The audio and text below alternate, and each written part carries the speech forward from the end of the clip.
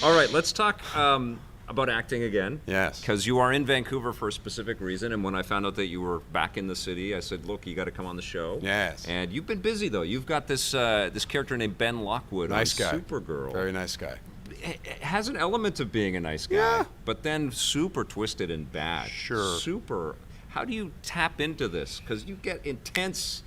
Like you Right. turn on a dime. You got to smile, and then you look like you're going to kill somebody. Well, super I'm a quick. terrible racist, so that helps in playing that character. So he it's is method in fact he is in fact a racist, which is really unfortunate. Yes. I think the point of that character, as I understand it, he didn't start that way. He started as someone who really cared about everyone and had a very open mind about things. He's a mild-mannered history professor who, through the season, descends into becoming a really awful human being. Yep. And he keeps being confronted with moments where he can make the right choice or the wrong choice, and unfortunately he's so hurt and he's so in pain that he keeps making the wrong choice. I think the theme of that character is, even if you've been hurt, even if you've been kicked around, you can't use that as an excuse to just hurt whoever you want. Absolutely. And blame whoever you want. Or kill the way mercilessly. Yeah. Yes. You know, speaking of Star Wars, Tia from Rebels, I hurt her early in the season. Yeah. That's Sabine. That would be the second time I hurt her.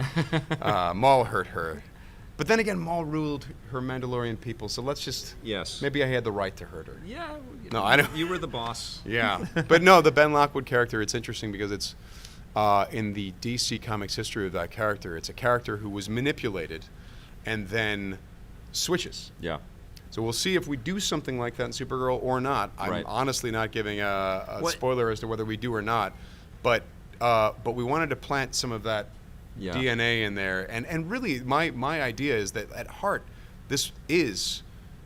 There's a seed of a good person in here, but he has been really corrupt. Well, it's ripped from the headlines, and it's definitely touching on this the nationalism kind of movement that's out there, you know. And you can kind of see the fear of the other is what's driving this guy, and he's got some reasons for having this much hate and venom. But everyone can do the mental gymnastics to think that they have reason to hurt someone else. Totally. That's, you know what I mean? If you choose to do it, everyone's got the mental facility to lie to themselves well enough and long enough to do something bad. I love what they keep sort of putting these brushstrokes of the Donner Superman through this season, you know, and they also have the John Cryer. Oh, it's so good. He's so fantastic, and we got Taskmaster. Yes, and Otis is in this show.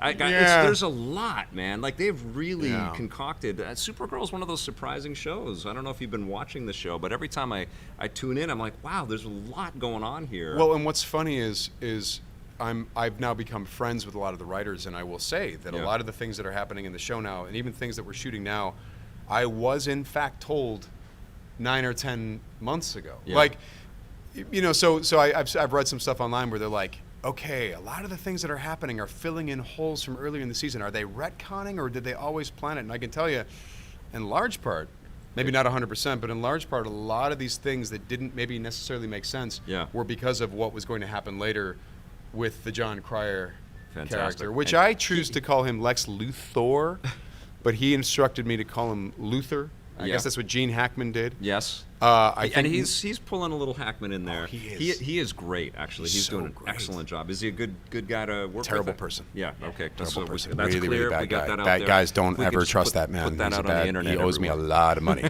No. He's you know what's funny is I've only met him very briefly once, where we crossed paths at a costume fitting. Yeah. But we've talked on Twitter in direct message, so we've been throwing nice words back and forth, and he seems like a lovely guy. The rest of the cast tells me all about him, and he seems amazing. But more than anything, being a DC Comics fan, seeing the comic book version of Lex Luthor, that's a treat. It's really like cool. He kind of with the outfit, the power outfit and everything. So cool. Yeah. So cool. If you're not watching Supergirl, you got to do it. I mean, I know it's crowded, the Arrowverse, and can you believe it? I mean, you were on Smallville, you were Doomsday, right? You know, and that was an incredible show too. But that sort of proved that there could be a big DC universe, and then Arrow came out and was a big hit again. You know what gets me is that, like on Smallville, like you lead up the whole season to a big climactic fight, but the realities of production is all we could do. Yeah. All we had money for was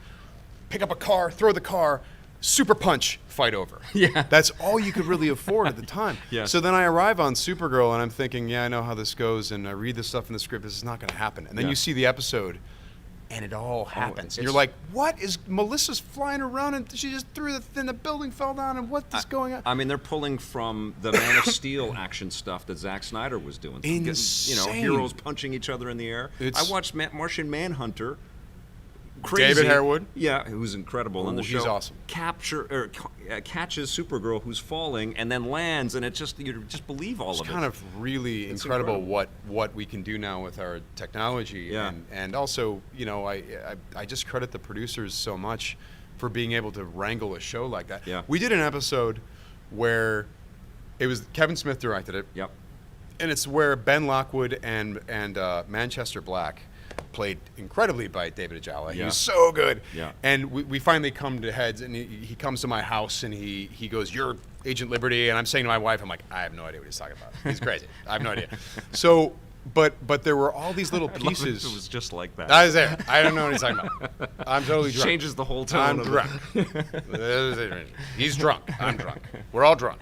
No, but there was this thing where there were pieces that I felt were missing to get us from this point to this point. Yeah. And I remember saying to Kevin Smith, I'm like, are you concerned about this piece and that piece? I mean, is there going to be like a second unit to shoot these pieces? And I'm thinking to myself, there's not going to be, because we don't have time, because they were extensive pieces. You got 9 days And to I, shoot a show. I pitched these things. I'm like, don't you think we need a piece for this and a piece for that? And then this happens. And he goes, yeah, man, I don't know when we get to shoot that.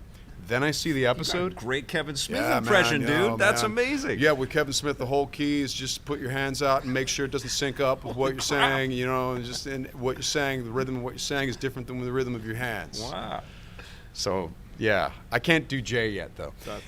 But when I saw the episode, all those pieces Yeah. were in the episode. They shot them. I'm like, what? But there's laser beams and then there's explosion. But these pieces were big. How did you? And then I talked to the producer. He's like, oh yeah, I just thought we needed like pieces like that. I hadn't even talked to this guy, and he's Wow. like, yeah, I thought it needed pieces like that, so I went and shot it. And you're like, I guess how? Like your best Shatner, like how? Spawn. I guess they are so competent. I mean, that's what Dude. it comes off when you watch all those Yeah. Berlanti shows. Like Yeah. they're way overproduced. You Dude. know, like you cannot fathom how they can get that done in that short a time Unbelievable. without much action and that many effects. It's incredible. From a production standpoint, I've been on the show all year. I still don't know how they do it. Yeah. I will say this: I don't know how Melissa does it. Right. Because we've seen movies where people are on flying harnesses. Yeah. And she had to train for a long time before they even shot on the show. Sure. 4 years ago. Yes. So you have all these actors who have done, Christopher Reeve flew around. Yeah. All these actors fly around. What's the problem? Well, the problem is it really takes a lot out of you to be Yes. on those harnesses, and Yes. it wears on your body. I don't know if there's another human being, actor or actress, who's done it for 4 years straight. Right. And Melissa does it with a smile. At that degree too, right? 'Cause it's another level of believability. Exhausting herself. Yes, Yeah, exactly. yes. And she's doing all these acrobatics because she's been trained in doing it. Yeah. But she does it all the time. Could they have cast a better person for that No. role? Like honestly, No. like even apart from the physical stuff, just No. what she exudes, it's incredible. It's like watching. It's like when you saw Christopher Reeve Yes. as Superman. You're like, it's Agreed. like he walked right out of the comic book. When I met Melissa, I'm like, because I read Supergirl, and so I'm like, oh my God, it's Supergirl. And then she would say something. I'm like, oh my God. There was this one thing in the episode in 403 Yeah. when Ben Lockwood. There's a brief little scene with Melissa, and Yeah. she wasn't there originally when we shot it. So we shot my side with a double, and the double was doing stuff, and it seemed right enough, and she was being kind of confrontational because it was a confrontation. Yes.